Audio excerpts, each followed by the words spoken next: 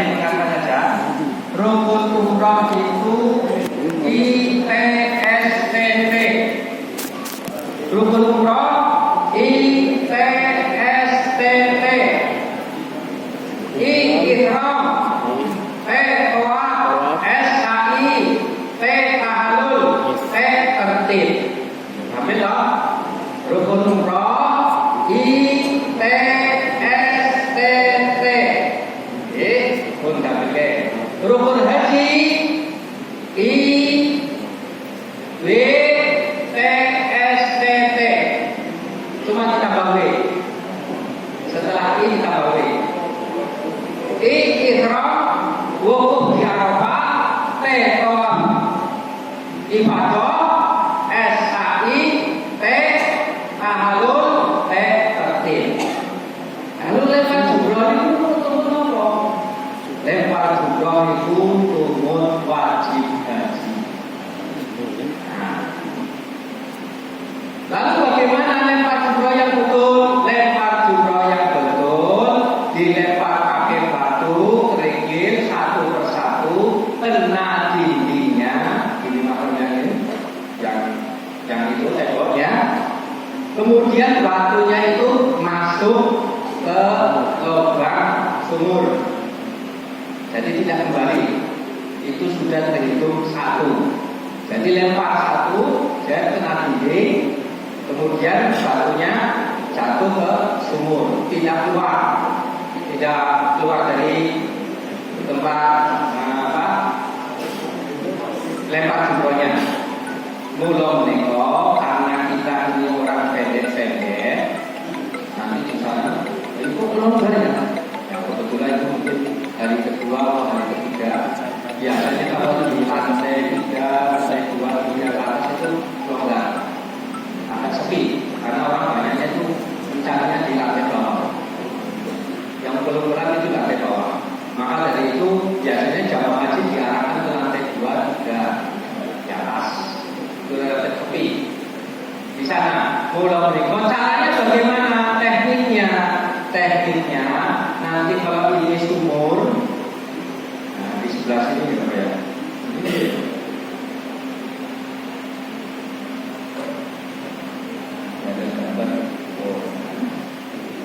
Yang sebelah sini Pak. Nah, sini pucuk sini, Bapak mendekati pucuk sini, mendekati pucuk, baru kemudian bergeser seperti yuyu. Kalau mau ke tengah, atau Bapak Ibu dari sana langsung pusuk. Kalau sini mau dari sini gampang, pusuk. Nah, kui enaknya pas dilewong diciptakan wong cilik-cilik ngono. Jadi bisa aja nanti mendekat. Yang penting mendekat dulu. Mendekat. Nanti kalau sudah sampai bibirnya, di tengah maupun di samping boleh. Ya. Nanti kalau sudah mendekat, kita bawa. Sekarang gitu. Kalau sudah mendekat bibir sumur ini, yang penting dekat. Baru kemudian melempar. Bismillahirrahmanirrahim. Ya. Tenangkan giginya, kemudian batunya masuk. Itu sudah sah. Belum mau doanya, orang sah, mau dicabut. Yang penting lempar satu, kena giginya masuk sah. 7 kali, makanya batunya itu ada kerikilnya ada 7 kali. Maka ambillah batu yang normal saja ya, yang kerikil-kerikil yang itu ya, jangan terlalu besar-besar. Malah abot-aboti. Jadi sampai bibir dilempar ke kena masuk. Kalau belum mendesak-desak, pokoknya diupayakan dulu. Gak usah tergesa-gesa, diupayakan sampai mendesak. Soalnya ini jalannya sampai ini ya sekitar masih ada 2 meteran. Dari dindingnya ya sekitar 2 meter itu ada. Nah, apalagi kan kalau ibu-ibu melemparnya kadang-kadang kan pakainya gini lemparnya. Jadi kalau melempar begini Bu, pulau latihan. Temboknya rumahnya di Pajengan itu ada tembok di belakang rumah, latihan. Bahwa ini kerikil dilatih, lemparnya seperti ini. Jadi lemparnya begini, bukan begini. Kalau begini nggak nyampe, lemparnya begini. 1, Masuk. 2, 3. Terus gini, latihan dulu. Sebelumnya latihan melempar dulu. Lempar. Kalau sudah, baru ambil batunya. Lempar. Kalau pengen marah, itu dikasih upaya problemnya. Anggap aja itu belum ada tangga. Lemparin. Ya. Itu luas. Jadi itu luas. Tidak harus di tengah. Boleh di pinggir sana. Cuma disunahkan menghadap kiblat. Maka pada saat itu kita disunahkan ke arah Ka'bah, maka kita melemparkan. Boleh di sisi sini, boleh di sisi sebelahnya. Jadi cari yang kosong, ya, cari yang agak longgar. Apakah ada yang pakai tentukan ini model ini?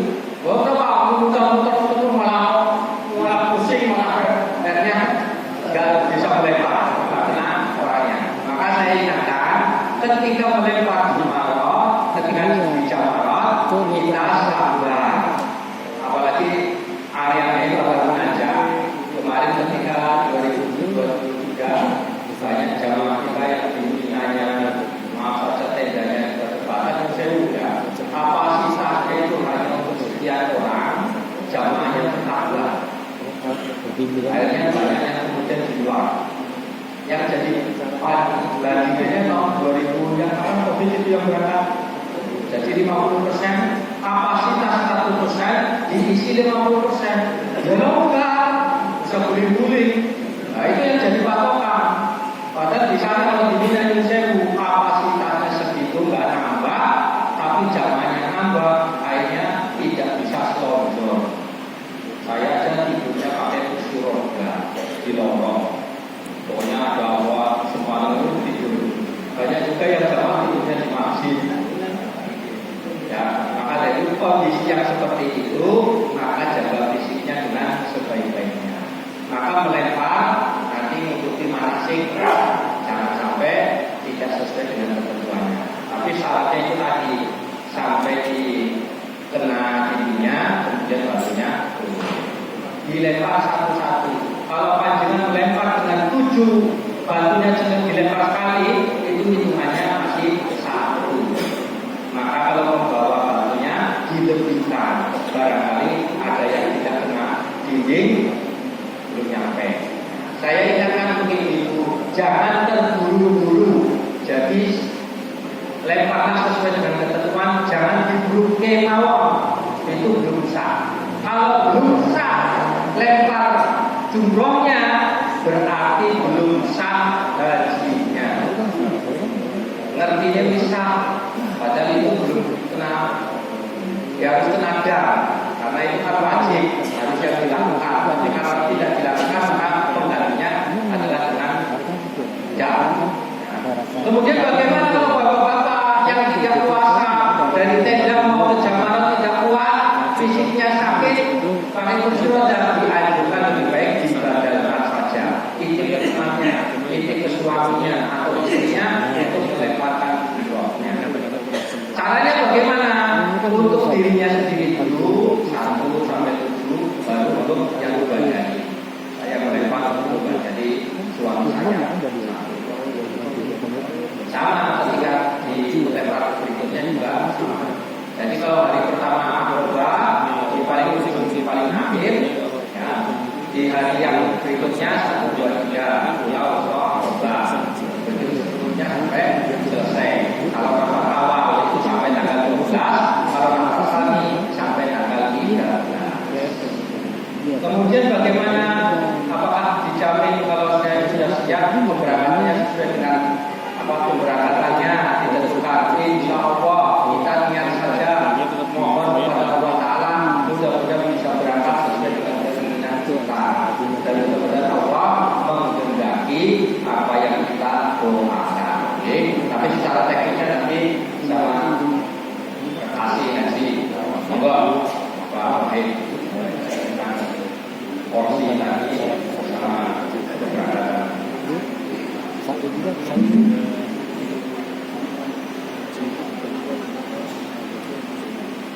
Assalamualaikum warahmatullahi wabarakatuh. Semua di Bapak Ibu berkaitan tadi ada yang bertanya tentang pelimpahan porsi. Jadi untuk jamaah haji yang dalam masa itu karena dua hal. Yang pertama karena meninggal dunia, yang kedua karena sakit permanen, artinya sudah tidak bisa untuk pindah ke tanah suci, dibuktikan dengan surat keterangan dari rumah sakit pemerintah itu bisa digantikan oleh ahli waris. Ahli waris itu siapa? Bisa digantikan oleh suami atau istrinya. Yang kedua bisa digantikan oleh anak kandung. Yang ketiga bisa digantikan oleh orang tuanya, mungkin saja nih. Atau bisa digantikan oleh saudara kandungnya. Selain 4 waris ini boleh saged gantos. Dados upamane simbah sing kagungan porsi nyuwun sewu kok sedo diganti putune pripun? Boten masalah. Terus diganti mantune pripun? Boten masalah. Jadi sing saged gantos niku pertama suami atau istri jamaah haji tersebut. Yang kedua putra kandung. Yang ketiga orang tua jamaah haji. Yang keempat saudara kandungnya.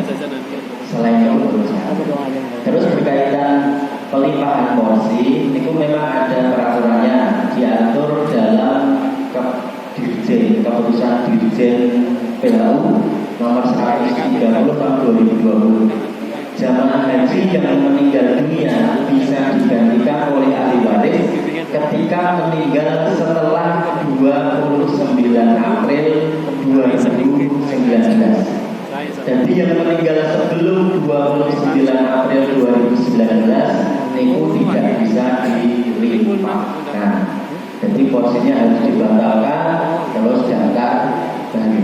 Tapi yang meninggal setelah 29 April 2019 itu bisa langsung digantikan oleh ahli waris. Kok terus masalah apa nih kalau pelimpahan porsi, seumpama ada jamaah haji yang berangkat tahun ini dan meninggal setelah 29 April 2019 itu bisa digantikan dan penggantinya bisa langsung ikut berangkat. Nanti kalau dengan syarat memang porsi berangkat tahun ini. Beda ketika menerima jamaah haji prioritas lansia. Ketika ada jamaah haji prioritas lansia masuk ke berangkatan tahun 2025, kok ternyata diverifikasi jamaah itu sudah sedo dan lesedo setelah 29 April 2019 itu bisa digantikan. Cuma keberangkatannya kembali ke urutan awal.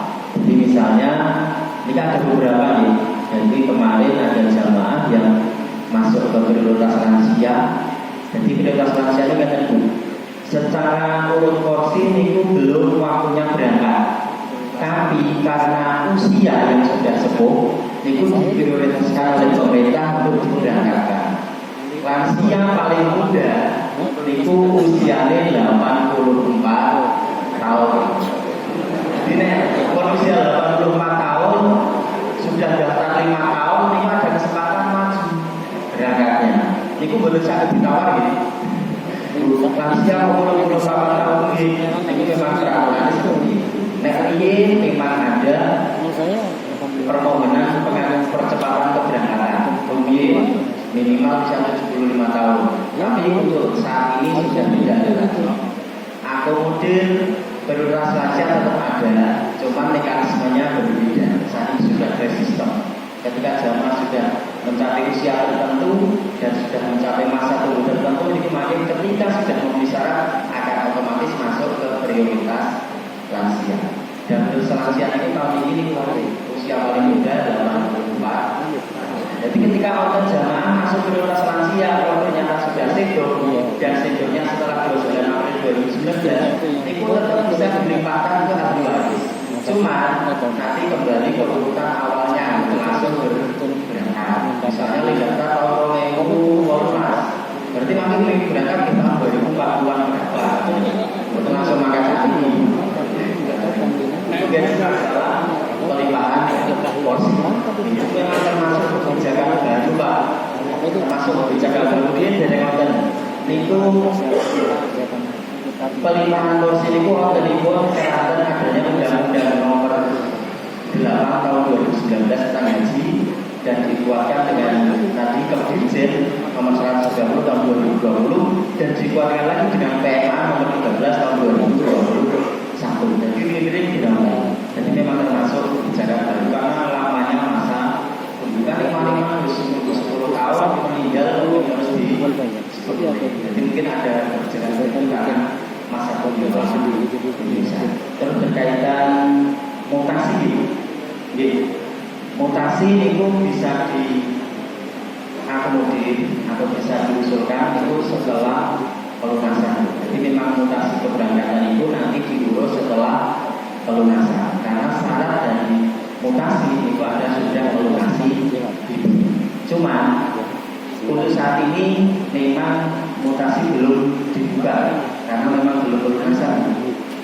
Tapi ketika ada jamaah yang menghindari mutasi, biasanya sudah konsultasi baik ke kantor Kemenak Kabupaten Kota atau ke kantor wilayah untuk mutasi antar kabupaten dalam satu provinsi, misalnya Bantul ke Sleman, Gunung Kidul ke Sleman, Kulon Progo ke Sleman, ini insya Allah lebih mudah karena masih terdapat dalam satu provinsi yang sama. Ketika mutasi sudah beda provinsi, itu memang makin prosesnya lebih lama.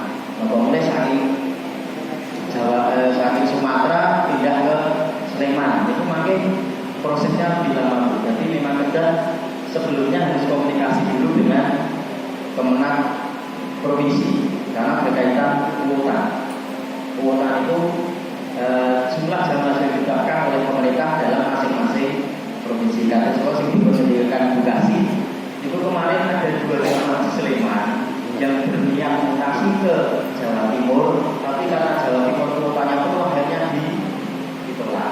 Kembali lagi ke Sleman, ini berangkat dari Sleman. Bila seumpama ada Bapak Ibu yang menjadi mutasi keluar provinsi, itu untuk saat ini sebaiknya konsultasi ke Kemenak provinsi karena berkaitan dengan kota provinsi. Nah, tapi untuk pengurusannya nanti tetap setelah pelunasan.